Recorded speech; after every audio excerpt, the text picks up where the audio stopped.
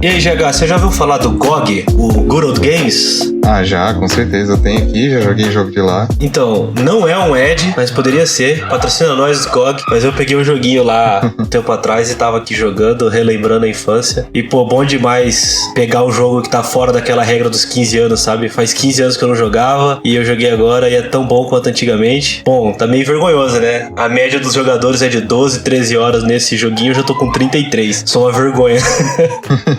Não, se você pegou e jogou e ainda tá gostando, tá ótimo, porque geralmente é o contrário, né? Você pega um jogo de 15 anos e você pensa, nossa, foi o melhor jogo que eu joguei da infância. Aí você começa a jogar e fala, Então. Envelheceu muito bem. Então, geralmente é isso. Eu gostei, o jogo que eu peguei, se alguém tiver curiosidade de ir atrás, é o Mission 4 Cyberstorm. É de estratégia de turnos, usa uns robôs gigantes, então assim, não tinha como ser ruim. E agora que eu consigo entender o que tá acontecendo no jogo, eu acho que ficou até melhor do que 15 anos atrás, sabe?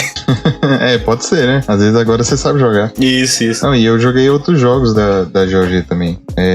Há um tempo atrás eu estava jogando meio que uma expansão do The Witcher, só que é o jogo Thronebreaker. É porque o universo Witcher tem o Thronebreaker, tem o próprio Witcher e tem o jogo de carta também, né? O Gwent. Uhum. Aí lá eu comprei esse Thronebreaker, que é tipo uma expansão do jogo de carta deles, do Gwent, e joguei porque dava um monte de carta pro Gwent, eu jogava o Gwent também. E a Twitch Prime esse mês tá dando um monte de jogo de lá, se a galera curtir. Tá tendo uns 2 ou 3 jogos da GOG, que inclusive são muito bons. Cara, eu não tenho Twitch Prime, mas pelo pouco que eu usei o GOG até hoje, eu recomendo demais, cara. É bem da hora. E pra joguinho antigo não tem lugar melhor, né, cara? Eles já mexeram, que nem esse que eu peguei, ele só rodava no Windows 95. E aí eles já fizeram a gambiarra toda necessária e tá aqui rodando no Windows 10 tranquilinho, sem problema nenhum. Você clica, o jogo abre, funciona. Se você gosta de jogo antigo, acho que é um lugar legal pra conseguir os jogos, sabe? Sim, concordo. E quem não tiver o Twitch Prime, é R$10 por mês. Você pega esses joguinhos aí que eles estão dando e aproveita e dá sub lá no Dragon News daqui a um tempo. É uma boa, daqui umas semanas ou meses, vamos ver.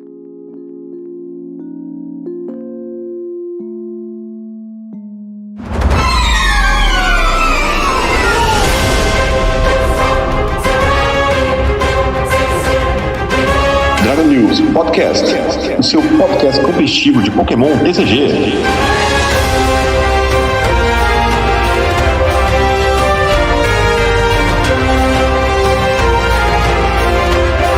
Bom dia, boa tarde, boa noite e boa madrugada para você que está nos ouvindo por aí. Como vocês devem ter percebido, hoje não temos a presença do nosso querido Alan Cruz, o vulgo Catoplay. Ele teve uns problemas, então não pôde gravar com a gente. Você também está reparando que a gente está gravando offline hoje, por conta de tudo isso. Então, em breve as lives voltam e continue aí curtindo. Então vamos lá, eu sou João Alcim e eu estou decepcionado que passou o episódio 42 e a gente não fez nenhuma referência ao Guia dos Mochileiros da Galáxia.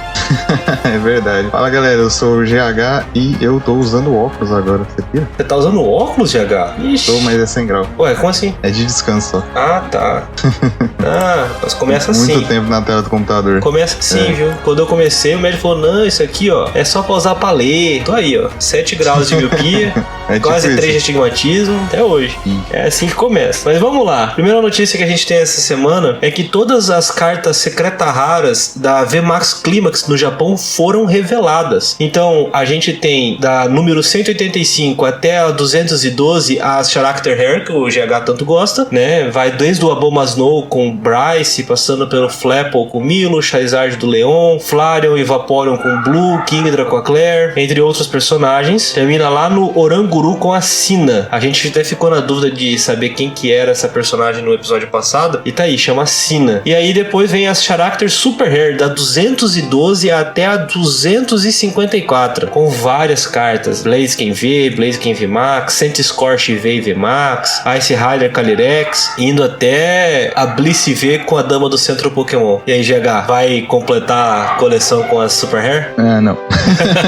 só as normais. É muito dinheiro. Não dá, né, cara? Pô, tem muita coisa aqui. Sylveon V, Sylveon V Max, Zapdos, Shadow Rider Calyrex, Zera Hora. Se fosse algumas, dava. Agora esse tanto aí, tá bom. São muitas cartas. E depois, olha só, pra você que é como eu, que não gosta das cartas Rainbow, essa VMAX Climax não possui cartas Rainbow. Então, assim, acredita-se que seja pela quantidade de treinadores que vão ter na coleção ou porque eles não vão fazer cartas Rainbow. A gente torce pela segunda. mundo. Tomara. Então, e assim, as secretas raras vão da 255 até a 277, tendo várias coisas interessantes aqui no meio. Então a gente vai ter full arts do Alistair, do Cabu, aquela Galar Friends que a gente falou, do chefe, uma nova full art do juiz que tá ótima, full arts do Escudoberto e Espadarnaldo, que é a carta favorita do Catoplay, da professora Burnett. E aí uma coisa que eu achei bem legal que vai ser que a full art do Lisandre tá vindo aí, né? Então, se você joga com o deck aí full secreto raro, todo bling bling, você vai ter uma full art do Ordens da Chefia pra usar com o Lisandre. Você gosta dessas full art, GH? Cara, de treinador são minhas favoritas. Tipo, dá vontade de usar todas, né? Possíveis em deck, mas é muito caro. Por isso que a gente fica só na vontade mesmo. Não, e na mesma coleção ainda tem as ultra raras Black, né? Aquelas douradas, meio pretas. Tem 8 delas. Que isso? Então, cara, eu tinha achado tão legal aqueles Asien, os Amazenta e o Eternatus que veio logo depois, mas eu, sendo sincero pra você, eu não tava esperando que elas fossem vir dentro de um set, sabe? Desse jeito aqui. É bem curioso, né? E pra ser sincero, bem sincero com você, eu não fui muito fã de todas elas não, sabe? Por quê? Esse Pikachu VMAX aqui eu achei estranhão, não gostei. O Duraludon VMAX também, não curti, o Rayquaza não. Os Urshifu tão bem legais, os cavalos também, o Mew tá bem legal, mas essas outras eu não curti tanto não. Podia ter alguma arte diferente, né? É o mesmo desenho e tal. E tem a questão do toque, né? Porque tem o Mew VMAX, mas não tem o Mew V. Então você vai colocar o Mew V todo colorido e depois jogar o Mew VMAX Black em cima. Eu não sei. Nossa, é verdade. Não rola. Eu não tinha parado de pensar nisso. Eu não vou montar o deck assim só por causa disso. Não é o preço, não.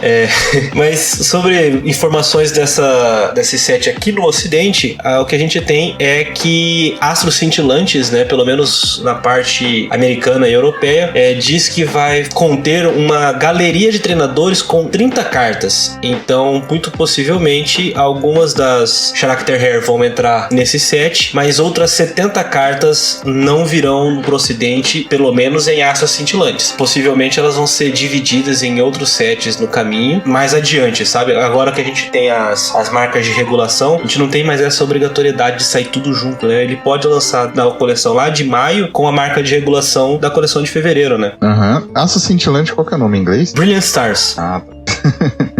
Eu não tava copiando qual que é o nome da coleção. Eu costumo ver sempre em inglês. Então, é o Brilliant Stars. Aliás, uma coisa que eu acho que é relevante a gente retratar aqui é que, não sei se você lembra, a gente falou uns episódios pra trás daquele Morpeko V-União que saiu, né? Que a gente não achou nem tão bom, né? E nessa VMAX Climax saem novas cartas do Morpeko V-União, como se ele fosse Character Super Rare, formando uma carta gigante com a Marnie, né? E aí surgiu a dúvida, poxa, as cartas que formam o Morpeko V-União vão existir duas, né? Eu tenho duas da parte superior esquerda, duas da parte superior direita. Eu vou poder, por exemplo, colocar a metade de cima dele da Character Super Rare e a metade de baixo da outra? E a resposta é não. Se você for usar um V-União, você precisa usar todas do mesmo conjunto. Então, se for usar Super Rare, são todas do Super Rare. Se for usar a normal, todas do normal. Isso por enquanto isso por enquanto só vale pro Morpeko V-União, que é o único que tem duas cartas, né? Mas a princípio é isso. Eu tava dando uma olhada no Twitter hoje e rolou esse papo e parece que já é oficial no Japão. Então já o pessoal fica atento aí que se você for montar, não pode misturar as peças. Tem que ser todas da mesma raridade. Que bizarro. Pois é, mas faz sentido. Só ia ficar estranho você usar duas cartas, tipo, de uma arte e duas da outra, e você junta e não dá nada. É um negócio sem forma. Né? O toque já ataca evoluindo um bicho com uma arte diferente. Você imagina você colocar metade da carta de um jeito e a outra metade de outro. Dá não. Pra ser sincero, eles não deviam nem ter lançado uma carta assim. Com certeza. Isso aí tem. Pra não dar problema, sabe? Sim, eu concordo totalmente com você. Agora, sobre a VMAX Climax no Japão, os jogadores japoneses começaram a abrir os pacotinhos de VMAX Climax e a gente tem alguma ideia de como tá saindo lá que pode mostrar pra gente como vai vir pra cá. Inclusive porque os God Packs retornaram no Japão. Eles, até onde eu sei, nunca vieram pra cá, mas eles retornaram. Você já ouviu falar desse God Pack?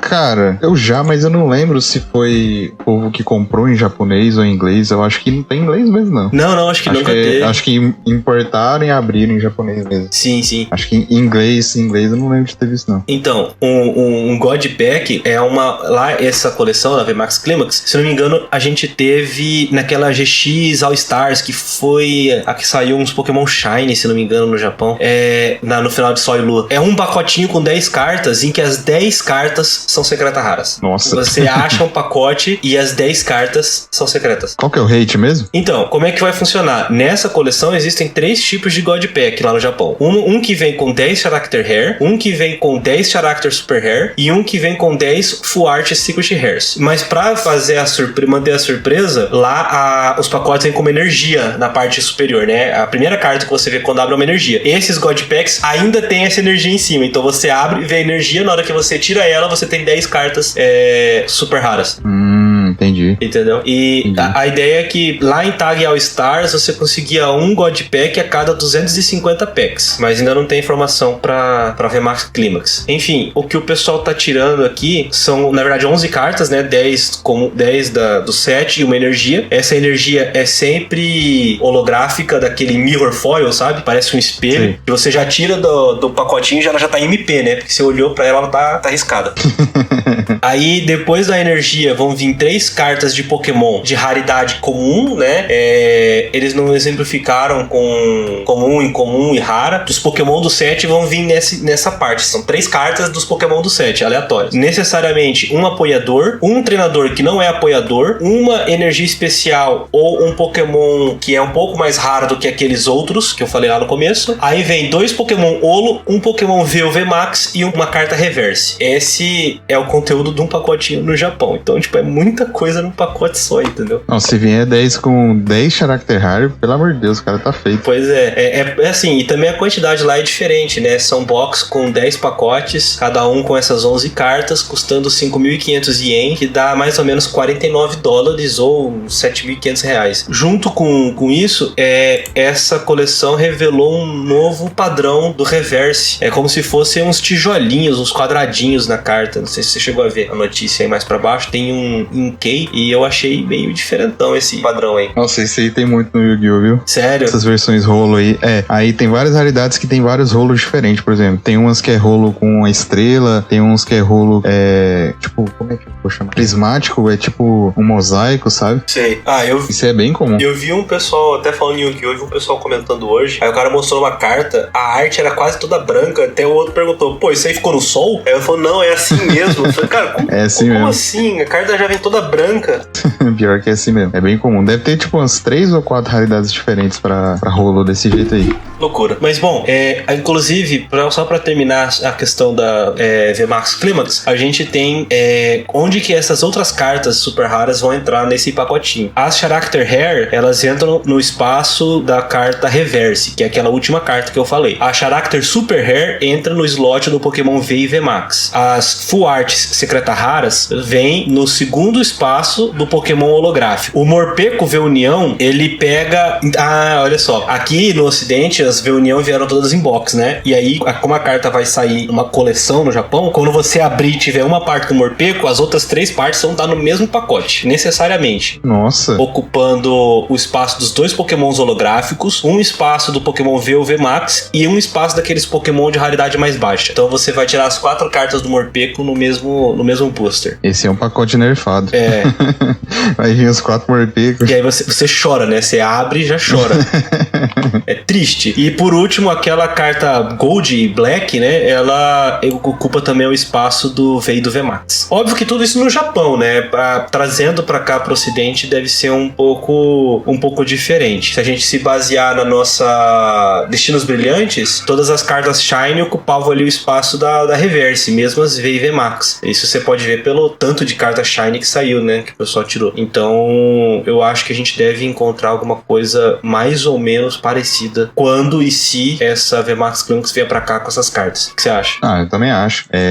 Putz, qual que era a outra coleção que ia sair depois da VMAX Climax? Brilliant Stars depois dela, não é? Tá. Não, é isso aí mesmo. Tava confundindo com outra coisa. Então, eu acho que eles vão entrar, vão inserir essas cartas nessas coleções que estão vindo e vão distribuir, né, esses Character Super Rare, Character Rare. E não sei não se vão vir todas, viu? Na Cosmic Eclipse a gente não teve todas, né? Teve uma que ficou exclusiva pro Japão. Então eu também não ficaria surpreso se eventualmente algumas dessas cartas fossem cortadas aqui no Ocidente, viu? A gente já viu um monte de corte e talvez eles separem algumas coleções, porque senão fica muito pesado também, dependendo das cartas. Pois é, tem que ser. Aqui a gente já tá acostumado, no passado já teve várias coleções que acabou sendo cortado carta e depois voltou, então a gente só vai saber de verdade mesmo quando tiver algum anúncio oficial da Pokémon Ocidental, né? Um amigo meu tá até hoje de cara que ele não consegue aquele Trevenant e Dusknoir alternado, ele tem todas as outras Tag Team alternadas, só falta esse Trevenant e Dusknoir e os Babies, né? Mas o Baby tem aqui, você consegue importar e tal, só o Trevenant e Dusknoir não foi nem lançado, então ele teria que pegar em japonês e seria a única carta em japonês na pasta dele. Então, até deixar um salve pra ele aí, o Dantas, ele é ouvinte aqui do podcast, e eu até falei pra ele, cara, se não saiu no Ocidente, salve, a carta não existe. Aí ele falou, mas olha como é que fica na pasta. Se ele tira o Trevenant... vai ficar feio. Não, se ele tira o Trevenant da Dusknoir, sobra um espaço.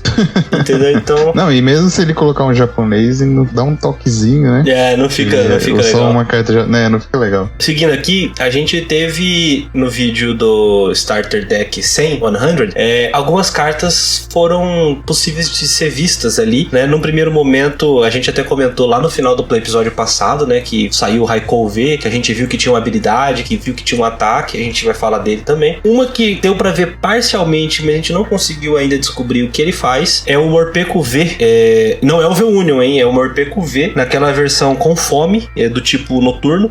A gente não consegue saber quanto ele tem de HP, a gente sabe apenas que ele tem fraqueza a grama, não tem resistência, tem 1 de recuo, tem um ataque por 2 incolores, chama Bite and Run, bate 30 de dano, mas a gente não sabe o efeito. Eu acredito e chutaria que ele corre pro banco, né? E o outro ataque são 2 Darks e uma incolor, dá 120 de dano e tem algum modificador pra aumentar esse dano. O que você acha desse Morpeko V aí, por enquanto, GH? Sem saber exatamente o efeito, é meio complicado dar algum veredito. Mas o 120 mais é bem legal se a gente souber quanto que é o adicional, né? Dá pra ver na foto da carta? Não, tá muito borrado. Até ampliei aqui pra tentar ver, mas tá muito borrado, sabe? Não dá pra enxergar direito. Porque se for 120 mais 40, aí eu acho muito bom o ataque em si, sem saber o resto do efeito. Mas se for 120 mais 40, você já tem 160 vezes 2 dos 320, você tem uma conta muito boa, né? Sim. Se for menos que isso, aí já fica bem bad. Mas dá pra jogar em volta, tipo assim, como ele é um deck de Dark,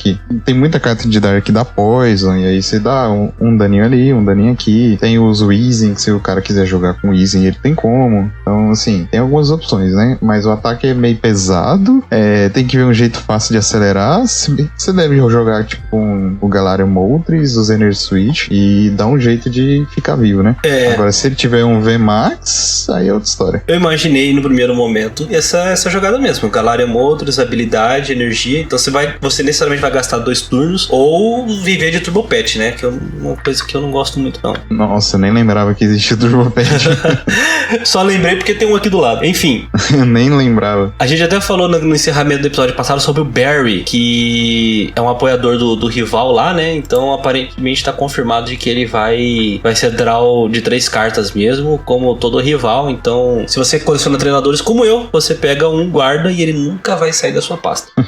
Fora isso, a gente teve revelado o Drampa V, também do Starter Deck 100. Ele é incolor, tem HP de 210, Pokémon básico, primeiro ataque por uma energia incolor, Spike Draw, 20 de dano, compre 2 cartas. Se não me engano, é o mesmo ataque do Tapu Koko V, né? Aquele primeiro? Mesmo ataque. Só que do Tapu Koko V, se não me engano, era sem energia. Ou era uma energia? Acho que é uma energia. Acho que não teve... não. Acho que era uma energia. Acho que é uma energia. E o segundo ataque são 3 energias incolores, Dragon Pulse, 160 de dano, e você descarta as 2 cartas do topo do seu deck. Fraqueza Lutador, custo de recuo de 2. Eu vou esperar você dizer o que você acha, mas acho que pelo meu tom de voz você já consegue imaginar o que eu penso. Cara, se não tivesse a última frase, eu gostava, hein? 160 limpo, Eu acho melhor que 160 descartar as duas do topo. Pois é, 160 limpo, tendo acesso a Powerful Energy e tal. Podia pensar numa graça ali, usando, por exemplo, Melony, Marnie's Pride, alguma coisa assim. Agora 160. Melony, 160, ok. Nem é tão bom não, mas é ok agora descartar duas cartas do topo. Aí você vai lá, monta todo o deck baseado em Melony, dá 160 e toma duas Melony. Olha que beleza. Quem já jogou com o Tyranitar V aí sabe o sofrimento que é. Pois é. Cartar o próprio deck. Agora, a grande estrela dessa revelação é essa carta aqui, ó. Raikou V, tipo elétrico, 200 de HP, Pokémon básico, habilidade ligeirinho. Uma vez durante o seu turno, se esse Pokémon estiver no seu posto de ativo, você pode comprar uma carta. E o ataque, uma energia elétrica e uma incolor, Lightning Rondo, 20 de dano e causa 20 de danos adicionais para cada Pokémon no banco, seu e do seu oponente. Então, basicamente, temos um reprint elétrico do Suicune V. E junto com ele foi revelado o Entei V, que tem 230 de HP, tem um pouquinho mais, o custo para recuar é 3 e faz a mesma coisa, um reprint de fogo do Suicune. Essa, eu vou dizer pra você que me deixou empolgado. Ah, é? Não, também. Eu acho que dá pra você fazer tudo num deck só aí. E bater nas fraquezas diferentes. Foi a primeira coisa que eu pensei. Você misturar as 3 bestas lendárias, montar um baralho só, cobrindo 3 fraquezas e tendo um backup se alguém bater na sua fraqueza, né? Se bem que eu acho que eu não usaria o Entei. Acho que só o Raikou Suicune tá bom. Talvez um Entei, se você quiser ser bem inseguro, mas acho que só o Raikou Suicune tá bom. Até porque a gente não tem muita carta boa aqui da Rainbow, né? Tem a Aurora, descarta energia, mas não é tão bom igual uma Rainbow. Ah, não. A Rainbow era muito melhor. Eu gosto do Entei. Vai ter o estádio, né? Que ele vai poder se energizar. Até conversando no grupo do WhatsApp, eu disse que eu imaginava que ele veio com um pouquinho mais de vida, né? Porque o Suicune tem 210, o Raikou 200 e o Entei tem 230. Já imaginando que você vai usar o estádio, né? Porque você usa o estádio, já baixa ele pra 210 igual o Suicune, né? E eles se equilibraram aí, né? Na vida e no custo pra recuar. Raikou com 200, Suicune 210, Entei 230. Aí o Raikou com 1, Suicune com 2 e o Entei com 3 de custo pra recuar. O Entei é o mais pesado, de fato, né? De você colocar a qualquer coisa que atrapalhe teu recuo ali, rola um stallzinho bonito, né? A vida não tá fácil pra Entei não, bicho. E assim, é mais porque não tem tanto bicho grama jogando. Tem o Lithium, e acho que é só um também. Sim, só um deck de Lithium pra você bater. Fraqueza elétrica tem mais. Tem o Suicune, tem os Inteleon. Tem 200 Inteleons diferentes, né? Tem vários Inteleon. Tem os Inteleon do banco, que se você quiser matar, ok. Você não vai querer matar, mas enfim. E outros Pokémons Água que forem surgindo, e o Água tá no hype do formato, porque você tem a Melony, você tem os próprios Inteleons, aqueles que o VMAX que brinca com a energia de água, etc. Você pode ver mais jogo de água, né? É por isso que o Raikou é bom usar. E o Suicune, fogo não tem tanto uso. Eu acho que você poderia até jogar só de Raikou, se você quiser. Talvez ele seja um pouquinho melhor que o Suicune no geral, pra bater em fraqueza. Só que o Suicune tem um benefício que ele aceita a Melony, né? Raikou, apesar dele também aceitar a Melony, você teria que usar 2 energias diferentes. Então o Suicune, ele é melhor pra você rodar o seu deck, ele é mais consistente. Só que o Raikou, ele é melhor porque ele bate mais fraquezas. Ah, sim, com certeza. Eu acho que o Raikou é necessidade pra ser adicionado, porque ele tem um potencial muito, muito grande em relação a essa tipagem, como você falou. O que pode ser um pouco de problema pra ele é essa questão da vida. O Suicune é bastante interessante, porque ele tem 210, você coloca a capa da determinação, ele já vai a 260, que é muita vida. O Raikou com a mesma capa vai pra 250, e aí ele fica num rangezinho não muito legal, né? O Ice Rider Calyrex dá nocaute, o Eternatus dá em todos eles, então não muda nada. O Gengar dá nocaute, né? Com um pouco de ajuste, outras cartas vão conseguir nocautear ele com alguma facilidade que não teriam com o Suicune, mas eu acho que dado o potencial de abater fraquezas dele, seria um atacante melhor mesmo do que o Suicune de água, o que pra mim é triste. Sim, pra fraqueza eu prefiro Raikou, mas Suicune tem a questão de você usar só energia de água com Melony, então às vezes pela consistência Suicune vale mais a pena, só que eu tentaria os dois de algum jeito, não sei como ainda. Fora isso, pra terminar essa parte aqui de revelações, não, tem mais uma revelação depois dessa aí. Foi revelado aquele apoiador Team EL's Cheer, acho que deve ficar como torcida da equipe EL. Apoiador, né, faz o seguinte, Você embaralha 3 cartas em qualquer combinação de Pokémon e apoiadores da sua pilha de descartes do seu baralho, exceto por outra Team Yell's Tier. Então você vai lá, recupera, por exemplo, Pesquisa dos Professores, Boss Order e, sei lá, um Crobat do seu descarte, embaralha no baralho, e é isso. O que você achou dessa carta aí, GH? Uai, tá começando a surgir as cartas de control de novo, hein? Esse aí é uma das cartas que o control tava esperando lançar pra poder começar a jogar de novo, porque tá em falta treinadores que você recicla coisas, treinadores que o control gosta, né? Então tá começando a surgir de novo.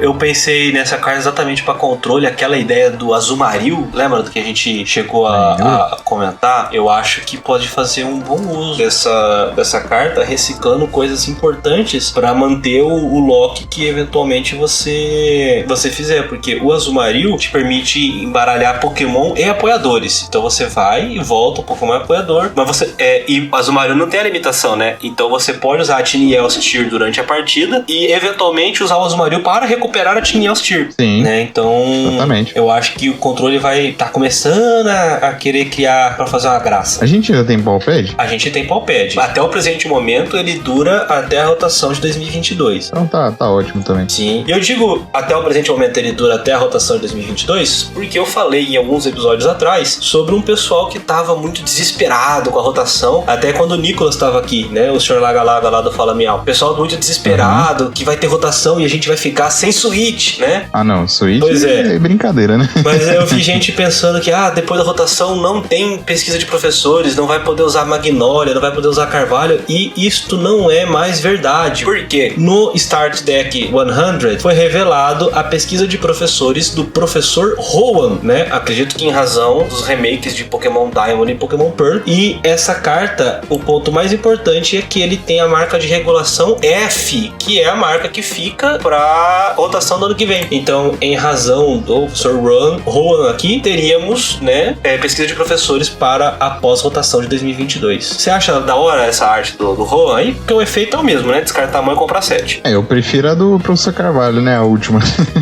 Ele saindo assim da carta. Então, eu gostei, eu tenho colecionado essas pesquisas de professores, né? As versões regulares, né? Eu tenho a Magnolia, tenho a Juniper, tenho o Carvalho. Com certeza, saindo aqui esse professor Rowan, eu vou atrás dele. O único que eu não tenho é o professor Willow, né? Porque ficou de vir pra cá e não veio, né? Eu acho pouco provável que venha. Então, vai ficar sem na coleção. O Willow já é um pouquinho mais complicadinho de achar também, porque ele é aquela carta promocional do Pokémon GO, né? Isso. É isso mesmo? Isso, do Pokémon GO. Aí eu nem lembro como que eles deram a carta, você lembra? Cara, pra conseguir, você tinha que fazer uma compra no Pokémon Center de um item do Pokémon GO, e aí você recebia uma cópia dela. Então, era muito específica, né? Como a gente não tem Pokémon Center aqui no Brasil, o pessoal falava que não ia ter. Só que no vazamento, vazou a arte da carta em português. Então, eu imaginei, deve vir. Só que o evento no Pokémon GO, acho que já deve ter até acabado, não falaram nada. Eu até tinha chutado que poderia acontecer numa Re-Rap, por exemplo, como a gente teve lá no começo de Sol e Lua, o evento da Lurantis e da Tissarina, mas não falaram mais nada, então eu acho pouco provável que esse Willow venha pra cá agora. Pois é, por isso que eu nem sabia como é que ela tinha sido distribuída, porque só sumiu a notícia, tipo, falaram que ia ter, não vi mais nada. Pois é. Bom, seguindo adiante, a gente teve a confirmação daquelas box com o Lithium V-Star e com o Glaceon V-Star, né? A gente já tinha visto imagens das box, a gente já sabia o que as cartas faziam. Eu até falei que eu já iria adicionar o Lithium V-Star no meu baralho de Lithium, só que agora a gente tem datas e valores. Óbvio que sempre falando pro mercado americano e europeu, né? O lançamento previsto é pro dia 28 de janeiro, na Europa ao custo de 27,99 libras,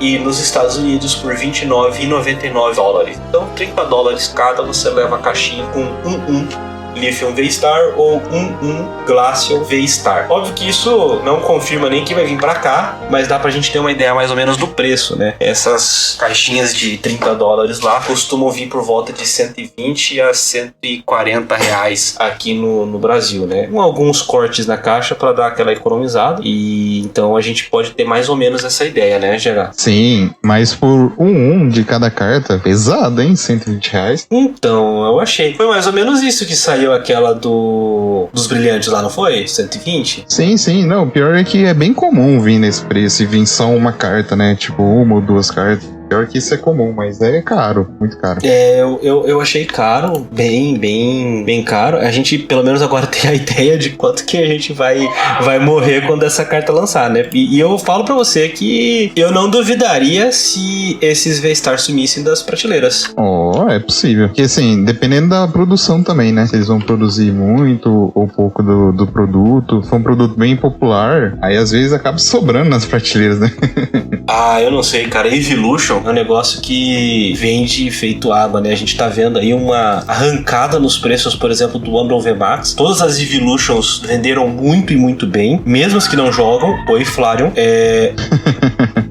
Coitado, Flareon. Então, e eu não sei não se ele não começa a ver jogo com esses apoios que estão vindo pra fogo, não, hein? Então todas vendem, as que jogam muito mais caro, é óbvio, mas todas vendem e vendem muito bem, né? Tem colecionador de Evolution, até gente que nem joga Pokémon, nem gosta, coleciona porque acha fofinha as cartas. Eu lembro que uma vez eu tava numa loja aqui na cidade, uma livraria que vende produtos assim também, e tinha um pessoal lá comprando porque ia levar pra uma criança uma coisa, o outro ia levar pra não sei quem, e aí viram perdida uma caixa que, se eu soubesse o valor que teria hoje, eu tinha tomado da mão e eu tinha comprado, que era aquela das Evolutions, que vinha uma carta de cada, sabe? Sei. Então, tava lá e tava assim, o cara tava quase dando a caixa, porque devia estar uma era no estoque. E levar. Qual que é o preço? Eu não vou lembrar agora, cara. Eu lembro que tava tipo assim, escolheram pelo preço, porque era pra dar pra alguma criancinha. Eu falei, hoje eu olho aquilo e fico pensando, devia ter feito alguma coisa. Os caras devem ter virado moeda de troca no bafo. Mas você não tinha bola de cristal, né? Pois é. Enfim, só pra gente recapitular aqui, o Lithium V-Star, ele dá por 2 de grama e uma incolor, dá aquele ataque de 180, tancando 30 de dano no turno seguinte. E tem a habilidade, que eu acho que é a melhor parte dela, que é o V-Star Power, que você dá um Gust Effect, você puxa um Pokémon do banco do oponente pro campo de ativo, podendo usar essa habilidade apenas uma vez durante o game. O Glaceon V-Star, por 2 de água, uma incolor, dá 180 de dano e impede o Pokémon do oponente de recuar. E o V-Star Power dele é um ataque, pelo mesmo custo, dá 220 de dano, e no próximo turno previne todos os danos e efeitos de ataques causados ao Glaceon V-Star. Qual que você tinha gostado mais, GH? Cara, nem lembro. Faz tanto tempo que a gente tinha falado dessas cartas, mas eu acho que era o Glaceon V-Star. Deixa eu ler ele aqui de novo. 220 fica imune, né? Isso. Esse aí mesmo. Acho que era o Glaceon V-Star, até porque você força a jogada de boss. E no jogo de hoje é um turno que você precisa ganhar o jogo. Um turno do cara falhar um ataque, você ganha o jogo. Então, acho que ele eu gostei. E ainda tem um ataque dele que é 180 de dano, é bastante dano. Só tem um problema que são 3 energias os 2 ataques. Mas, sei lá, acho que não é tanto problema não quando você tem Melanie, Raihan, Inteleon. Você consegue fazer um desses tranquilo. Você só vai usar um mesmo. Mas difícil usar mais que um. Eu gostei bastante do Lithium V-Star por conta da habilidade dando esse Gush Effect, né? Dando esse Lisandre, esse Giovanni. Porque é uma coisa que eu reparei jogando bastante com o baralho, é que existem alguns turnos em que você precisa dar um apoiador que não é o Giovanni pra continuar jogando. Só que se você conseguisse usar esse apoiador e o Giovanni, você ganhava. Então, isso acontece com alguma frequência, sabe? Então eu vejo que você ter esse Gust Effect por meio de habilidade, né? Que obviamente é menos forte do que o Umbreon VMAX, né? Faz quando evolui. Mas esse Gust Effect, uma vez só, no Pokémon que tem essa energia contigo, que usa as mesmas energias, que vai dar 2 prêmios só. Então, eu achei ele bem legal pra assinar no baralho. Então, eu já ia falar do Umbreon. A diferença dele pro Umbreon é que você pode montar ele e deixar o resto do jogo ali, sem fazer nada. Você não precisa evoluir no mesmo turno. Então, ele tem um pouquinho mais de consistência que o Umbreon, só que é só uma vez, né? E aí, tem que ver, não é todo deck que consegue usar o Umbreon hoje em dia. A gente vê que, até quando lançou o Umbreon, a gente achou, muitos decks vão dar splash nele e tal, mas a real é que hoje em dia o banco é tão importante pra você colocar Inteleons que às vezes nem cabe Umbreon, porque o jogo tá tão rápido que você encher de evoluções no seu deck, geralmente só vai servir se for Inteleon, o Baby, que vai buscar suas cartas e dar dano, ou se o Umbreon for o atacante também, que é o que a gente vê nos decks Single Strike. O Umbreon é muito jogado pra isso. Mas geralmente o Umbreon é melhor, porque você pode usar mais de uma vez, ele tem até mais HP, então não é tão fácil do cara matar um Pokémon que não é um atacante, se você for usar ele como suporte. Só que o lado ruim dele é que geralmente os decks não cabem. E aí talvez esse também seja um motivo que talvez a pessoa escolha não usar o Lithium também. Não tem muito espaço nos decks. Ainda mais uma carta que você vai usar só uma vez. Eu acho que você teria que usar um Lithium V e Lithium V-Star. Só que aí você tira um pouco da consistência. Se você usar 2-2, é muito espaço no seu deck. E aí você usar essa habilidade só uma vez, tem que ser num deck muito agressivo passivo pra ela se pagar. Ah, sim, isso com certeza. Mas é por isso que eu até falo que ele rodaria só no Lithium VMAX mesmo, entendeu? Acho que qualquer outro baralho que não seja o Lithium VMAX não tem espaço pra uma habilidade que você usa uma vez só na partida, sabe? Vai ser estilo Umbreon mesmo. Vai ser um arquétipo dele. Porque ele vai ser um atacante. Então, galera, eu achei que o Umbreon ia ser mais usado fora do atacante, mas não tem mais espaço em banco, tanta consistência, tipo Ultra Ball vai vir e tal, mas acho que esse é um motivo forte pro Umbreon não ter feito tanto sucesso fora do arquétipo dele. Sim, eu até aqui um comentário na notícia que o rapaz até fala, olha, o Lithium V-Star seria uma ótima tech pro Lithium VMAX, até porque é um efeito de Gust genérico garantido e sem usar apoiadores, o que é forte, mesmo que você só use uma vez. Então, aquele Lithium V que ficou no banco do teu oponente ali sem fazer nada, ele passa a ser um real perigo, porque ele tá a um Drizzly que busca um incenso de virar um Lithium V-Star, ativar a habilidade e mudar o jogo. Então, é interessante, né? Você com um item, você consegue fazer esse Gust Effect, muitas vezes muito importante na partida, né? Ah, sim, com certeza. No Lithium V é uma puta doação, justamente por isso aí, porque geralmente é uma carta que você já vai ter lá no banco, você não vai perder nada usar o Lithium V-Star. Só seria não tão bom nos casos que eu falei, em que você já não vai ter o Lithium V aí, talvez você não tenha consistência suficiente. Mas pro Lithium, nossa, perfeito, cara. Deck de Lithium mesmo. Bom, antes da gente passar pro nosso debate, eu queria que a gente falasse sobre um ponto que tem incomodado muita gente essa semana, e com alguma razão, que é essa box, Elite Trainer Box Gold das celebrações, que tá pra ser lançada no Brasil esse mês, né? Dia 23 de dezembro. A gente falou no episódio passado, eu até falei que eu até queria uma se viessem as cartas de metal, e a nossa não vai ter as cartas de metal. Ela tá sendo lançada bem depois da americana, e fora isso a gente vai ter um grande problema de desabastecimento dessa box. Você ouviu falar alguma coisa disso, Jagá? Cara, pior que não. Não? Explica melhor aí pra gente. Então, geralmente os lojistas, eles são informados com alguma antecedência dos produtos que serão lançados, né? E quando eles vão ser lançados, o limite para eles fazerem pedidos e tudo mais. E, obviamente, tá todo mundo esperando essa box gold das celebrações, né? Com o Pikachu dourado, a Pokébola dourada. E todos receberam a péssima notícia de que as cotas são extremamente pequenas. Lojistas que eu conheço pediram 60 e vão receber 2, sabe? Tipo, entendi. A coisa beira o esdrúxulo, né? Você falar que, olha, eu pedi 60 unidades desse item e vou receber 2, né? O outro pediu 40 e conseguiu 4 porque tá numa região diferente. Então, assim, não dá nem pra falar que vai receber 4 porque já houve casos de, depois de pagar o pedido, a Copac cancelar. Então, existe essa expectativa de receber só 4. Então, pode ser ainda pior no futuro. Algumas lojas já começaram a colocar esse item em pré-venda na Liga Pokémon, muito longe do preço estipulado como do preço sugerido. Eu já vi, se não me engano, o preço é de R$400, por volta disso, né? Se não me engano. Eu já vi essa box a 700, a 800, a 900.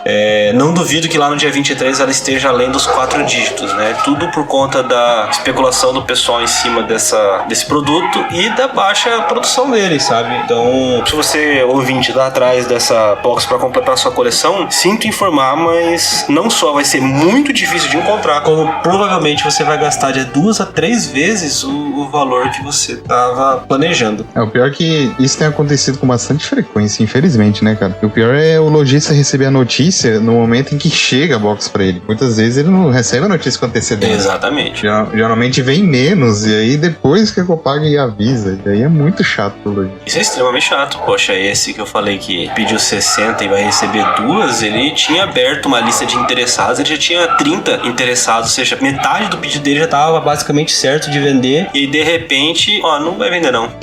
Aí como é que você escolhe quem recebe e quem não recebe? Pois é, fica chato esse tipo de coisa, né? Que não é muito claro, né? A Copag não informa por que a tua cota tá menor, por que você vai receber menos, ou por que o item que tá sendo tão esperado e tá tendo tanta procura teve uma produção tão pequena, tão baixa, o item já foi cortado pra poder facilitar e mesmo assim ele vai ser tão escasso. Então, infelizmente, aguardar as cenas dos próximos capítulos aí pra gente ter uma ideia do que vai acontecer. acontecer, mas ressalto que não vai ser barato. Pois é, cara, é muito chato. O colecionador vai ser horrível. Não, eu já tinha colocado pra mim que eu só compraria se viessem as cartas de metal. Como não vem, beleza, pra mim não vai mudar nada. Agora, pro pessoal que coleciona as promos, que coleciona Pikachu, que queria a carta pra poder fechar o Master Set das celebrações, vai beirar o impossível, sabe? A gente não sabe ainda se as re-raps pelo país vão receber esse produto. Eu acho que é um pouco fora do padrão da re-rap, mas sei lá, às vezes. E no site da Copai eu tenho certeza que os scalpers vão levar tudo em questão de minutos, né? Então...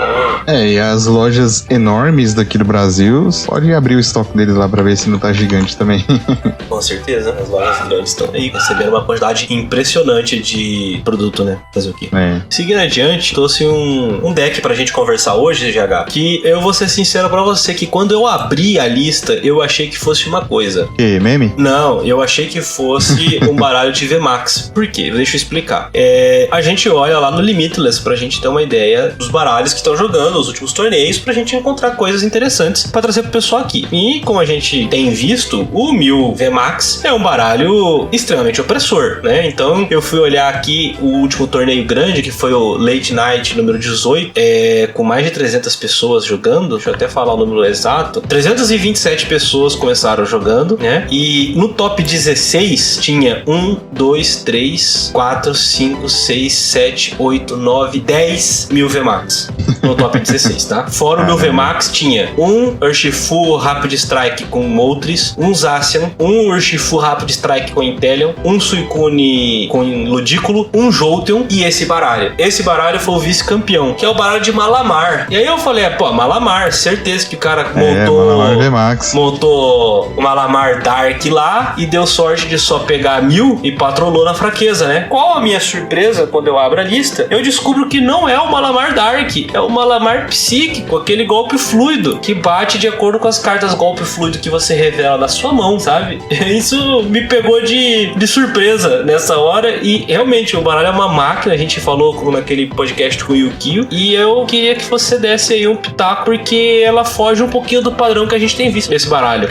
Assim, o bom desse deck aí é porque ele brilha em formatos que você tem VMAX, então, assim, você precisa bater 2 vezes praticamente pra você ganhar o jogo. E aí, a gente já tem visto ele faz um tempo, desde que ele foi lançado, a gente vê esse deck rodando, mas de uns tempos pra cá ele meio que sumiu. Eu nem sei dizer direito por que ele sumiu tanto assim, mas ele tinha sumido. Você sabe por que ele tinha dado uma apagada? Eu não tenho ideia, sendo sincero pra você, porque é um baralho muito legal. Eu, assim, chutaria que esse sumiço temporário foi porque a versão que tava mais popular era aquela com Tintino, né? Então eu uso o Tintino pra comprar, então você precisa descartar cartas. Se você não montar um bom setup no começo do jogo, você não consegue jogar pra bater no seu T2 um porradão, né? Não sei, seria o meu chute, porque o formato tá muito rápido, né? Então talvez montar o Tintino pra ficar descartando as cartas não tenha sido efetivo. E esse foi o segundo ponto em que essa lista me chamou a atenção, que ela não usa o Tintino. Ele montou o Malamar baseado naquele formato de Inteleon, que a gente tá quase onipresente no formato, né? Com uma diferença. Geralmente a gente vê 4 Subble, 4 Drizzly, 2 ou 3 Inteleon de pingar dano e 1 de negociações secretas. Aqui não, são 4 Subble, 3 Drizzly, 2-1 Inteleon. Fora isso, ele ainda colocou 2-2 Octillery pra poder não só aumentar o dano, né, no ataque do Malamar, como buscar eventuais cartas golpe fluido no baralho. Então achei bem diferente a lista, muito interessante o modo como ela foi pensada, né? E parece que funciona, né? Pegou o segundo lugar no torneio com mais de 300 pessoas. Sim, o deck é bom. Eu já tinha chegado a ver esse deck com Inteleon, mas realmente não era tão popular quanto o Tintino, né? Uhum. Esse deck perdeu quase nada, praticamente, de rotação e etc, porque ele continua tendo as mesmas cartas, talvez com a adição do Brawly, que eu acho que ele é mais recente. Qual coleção que ele é? Brawly? Chilling Reign. Acho que ele... É a primeira vez que eu vejo ele num baralho, pra ser sincero.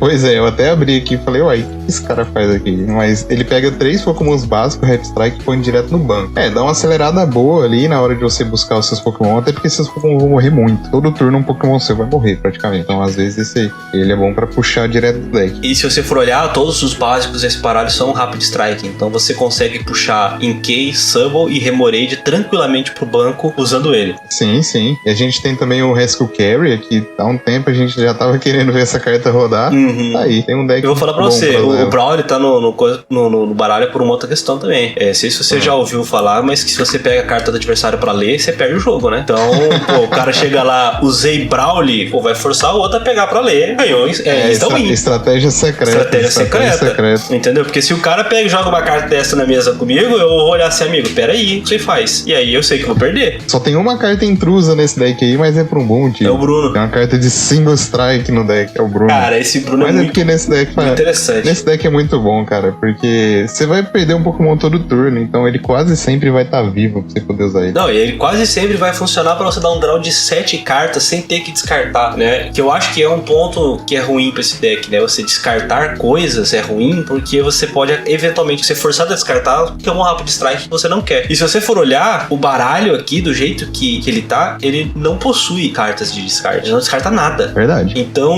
não tem Quick Ball no baralho. Ele funciona sempre trabalhando com tudo que tá no baralho. Ele não quer desperdiçar nenhum tipo de recurso, né? Tá ali, eu vou usar e só vai pro descarte quando efetivamente eu usar esse item, né? Então, todo Fog Crystal é sim uma busca de Pokémon, é uma busca de energia, né? Então, eu achei muito, muito interessante mesmo o baralho. E você deu uma olhada nas matches dele? Vi aqui.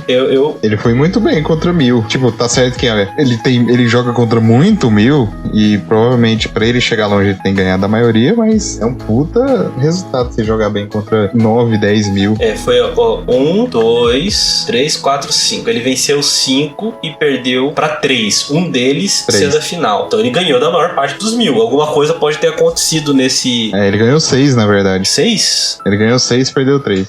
É verdade. 6. Então 6 e perdeu 3. 6 e perdeu 3. Fora isso, ele enfrentou Duraludon, que, sendo sincero pra você, ele ganhou de Duraludon, e eu imagino que possa ter sido até uma ziquinha, porque ele só tem 2 energias básicas, né? E o Duraludon tanca essas energias. Ah, nossa, não. Ele ganhou merecendo ganhar, porque essa lista do Duraludon... Por quê? Meu Deus. É ruim assim? Por que, gente? Ele usa 3/3 Duraludon. Nossa, eu abri aqui, pelo amor de Deus. Colossal VMAX. E tem uma Powerful Colorless Energy aqui no meio. E eu não entendi nada. Ele deve querer energizar o Duraludon com o ataque do Colossal, eu acho. É isso? Cara, nem busca sentido não. Esse daqui não faz o menor sentido. Não, o Colossal só liga nele. Meu Deus, não faz nenhum sentido isso aqui. Não, não faz sentido. Esquece. Primeiro que ele usa 29 energias. Não. Então, já tá errado aí. Esquece. Mas beleza. Deixa pra lá. Então, vamos voltar a estrela aqui. Porque o Malamar ganhou desse Duraludon merecidamente. Ganhou de um Dracozolt, que aí ele deve ter feito toda uma engenharia pra conseguir juntar cartas suficientes pra dar nocaute de cara no Dracozolt. E é perigoso, né? Porque ele vai ter que dar nocaute. Sendo nocauteado o Pokémon dele, então ele perde 2 Pokémon pra pegar 3. A troca ainda é boa, mas exige muita carta pra ele conseguir acertar a vida do Dracozolt, né? Então, na real, eu até ia comentar, do jeito que a lista do Malamar tá, eu acho que ele nem foca muito em sempre dar um hit, porque é muito difícil ele dar um hit com esse deck. Não, sim, eu tô ligado que é difícil. É que no Dracozolt... Você não tem compra com o Tintino, então você teria que dar 2 hits, e contra o Dracozolt isso é difícil pra caramba, você perder 2 Pokémon pra matar, e às vezes você perde 3 porque ele bate, né? Então, esse é o ponto. E ele ganhou aqui do Dracozolt, que, pô, tem 330 de HP, cara, é muita vida. Ele teria que embaralhar 9 cartas Rapid Strike no baralho, é muita coisa. Tudo bem, né? É muita Se coisa. você der a sorte de dar Bruno e virem 7 Rapid Strike, um Octillery, vinha a 8ª e, sei lá, de algum jeito conseguir mais uma, você dá o dano, né? Mas a que custo, né? Sim. Não sei não. Eu achei essa lista muito interessante. Ele ganhou até do Eternatus VMAX aqui. E no Top Cut, ele passou por 3.000 VMAX em sequência, cara. Cara, olha que bizarro esse Top Cut. Não. O cara vai pro Top Cut e enfrenta 4 decks iguais. Sim. Fazia tempo que eu não via isso, velho. Cara, 4 decks. E ele ganhou aqui de alguns nomes conhecidos, né? Se você for olhar. Ele tinha perdido do Isaiah Chev da fase 2 do suíço. Ganhou no Top Cut. Ganhou do Alex Shemansky. Perdeu do Vina, que é conhecido também no cenário nacional. Então, não foi mamão com açúcar, não, esse Top Cut aqui, hein, cara. E aí, no fim, ele acabou perdendo pra esse Mil Genesect aqui, que usa Meloetta. Bem curioso. curioso isso. Você sabe quem que é o Adam Calamari? Não tem ideia. Ele, se eu não me engano, eu acho que ele era um sênior que subiu pra Master. E ele ganhou um monte de coisa já em torneio. É brabo. Norte. Ele é brabo, cara. Ele é conhecido. Não é qualquer um, não.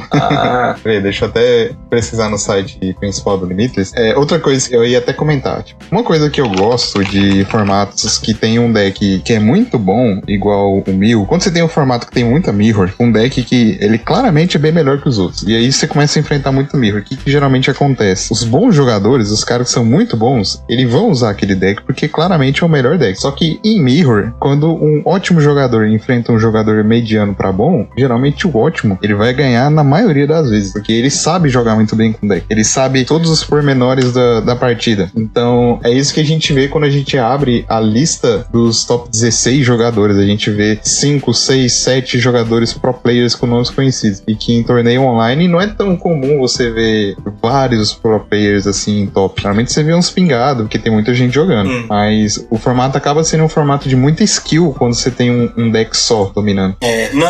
Se você for parar olhar, né? Parar pra olhar, essas mirrors são essas skill matches mesmo, né? A não ser que um Zik muito feio, que é pouco provável, né? Esses baralhos estão muito consistentes, especialmente o Mil. É uma partida de habilidade, né? O cara que pilota melhor o baralho é provavelmente aquele que vai conseguir a vitória, né? Exatamente. E aí pesa pro lado desses caras aí que são pro, né?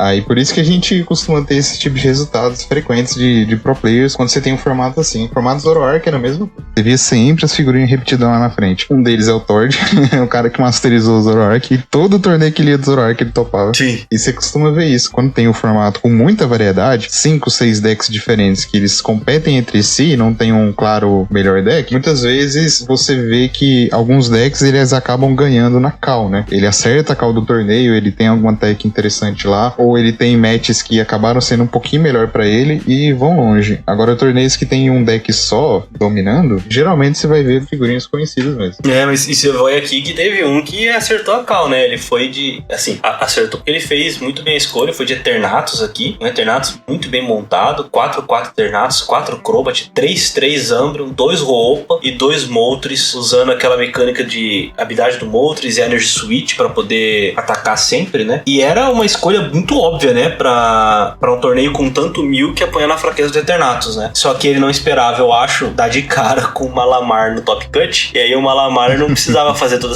esse malabarismo, né? E o Malamar conseguiu levar. Exatamente. Acho que pegou muita gente de surpresa esse Malamar aí. Às vezes o povo até meio que esqueceu como é que joga com deck.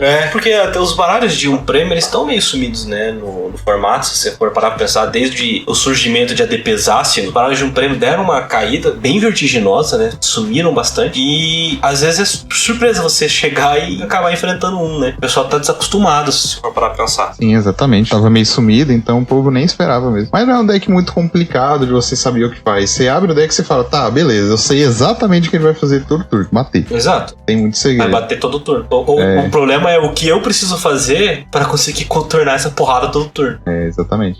Fora isso, essa lista vai estar claro na nossa postagem lá no Instagram, pra você que nos ouve dar uma conferida nela e eventualmente dar uma testada. Mais alguma coisa, GH? Acho que não, a gente falou bastante coisa, já falando do como tá o meta aí de tabela também. Exatamente. Infestado de Mil. Infestado. E eu jogarei com ele também, porque o deck é bacana. Eu queria, viu? Mas tá meio proibitivo. A galera pesou um pouquinho a mão nele, hein? Falar pra você. E isso, cara, só R$2.000 você monta o deck. Então, R$2.000, isso deve dar o quê? $18? Deve dar uns $10. Dá pra importar então, hein? Do jeito que tá a desvalorização do real. E olha, tá fácil não, cara, falar pra você. Ó, acabei de abrir aqui a liga, vão 3, né, no baralho, né, usualmente, né? O mais barato da liga tá R$195, o Mil VMAX. Só tem um. Logo depois tem um a R$199, uma loja com 2 em estoque. Assim, Nossa senhora. já vão R$600 mais frete só em 3 atacantes sem o básico dele. Então tá meio difícil pra brincar de Mil VMAX. Eu vou jogar de proxy. A gente faz uma proxy bem feita. Se alguém pegar, infelizmente você tá ADQ. Se ninguém pegar, brincadeira, gente, não façam isso. Hoje em dia, quando você vai pra liguinha, tem que ser só proxy, cara. Ninguém tem as cartas mais. Exato. Bom, dito isso, acho que a gente pode ir pro nosso rolling da semana. Na semana passada, a pergunta que eu fiz tinha a ver com a Starmie, da Golpe Fusão, que saiu agora, que ela tem o ataque Estrela de Disparos Múltiplos, que diz o seguinte: descarte qualquer quantidade de energia de água deste Pokémon. Em seguida, para cada carta de energia descartada desta forma, forma, escolha um dos Pokémon do seu oponente e cause 30 de dano a ele. Você pode escolher o mesmo Pokémon mais de uma vez. Este dano não é afetado por fraqueza ou resistência. E aí eu queria saber como era a interação dessa Starmie com cartas como a Visão Telescópica ou o Passimian, que saiu aquele Passimian de golpe fluido que o Urshifu usava bastante. E a resposta é muito simples. Como a gente já falou em outras vezes aqui no nosso podcast, o ataque desse tipo de ataque, você precisa fazer todas as escolhas e você só então aplica o multiplicador da Visão Telescópica ou do Passimian. Então, se por exemplo eu tenho 6 energias na Starmie e eu escolho o mesmo Pokémon do meu adversário 6 vezes, eu vou causar 6 vezes 30 mais o dano, por exemplo, da Visão Telescópica, o que geraria 210 pontos de dano. Dessa forma, a gente pode sempre levar em consideração que o modificador de dano, a exemplo da Visão Telescópica ou do Passimian, é aplicado apenas ao final e não para cada escolha que você faz. Óbvio, se você selecionar 5 Pokémon no banco do seu oponente, a Visão Telescópica e o Passimian funcionariam uma vez para cada um desses Pokémon, mas não várias vezes para o mesmo Pokémon, certo? Para a semana que vem, eu quero saber a interação e por que funciona ou não funciona o Dusknoir, que a gente tem muito falado dele aqui, de voltagem vívida, e o Mil VMAX, porque o Dusknoir, ele transforma as energias especiais em incolores, mas a energia do Mil VMAX diz que ele fica imune aos efeitos dos Pokémon do oponente. E aí, como que a gente resolve isso aí? A resposta na semana que vem aqui no Dragon News Podcast. Então é isso aí, galera. Muito obrigado por ter ouvido. Infelizmente a gente não conseguiu fazer a live hoje e infelizmente o Katz também não conseguiu comparecer. Tomara que esteja tudo bem lá com ele, com a família dele. Semana que vem ele deve estar aí de volta. Mandem energia positiva pro Katz. Até a semana que vem. Me siga nas redes sociais. Tem o Facebook Gabriel Monteiro. Vou fazer o Instagram, prometo. Tô querendo fazer essa semana. Vamos ver se sai. Isso aí eu já desisti. E me siga lá. Me siga lá no Twitter também, GH_PTCG. Tô meio sumido, mas em breve eu volto por lá. Então, falou! É isso aí, pessoal. Muito obrigado pela audiência de todos vocês. A gente volta na semana que vem. Se você quiser me seguir, é só procurar por João Alcim, tanto no Twitter quanto no Instagram. E pelo Dragon News Podcast, é @DragonNews_pod. Se você quiser mandar e-mail pra gente, você manda lá pra dragonews.podcast@gmail.com. É isso aí. Até semana que vem.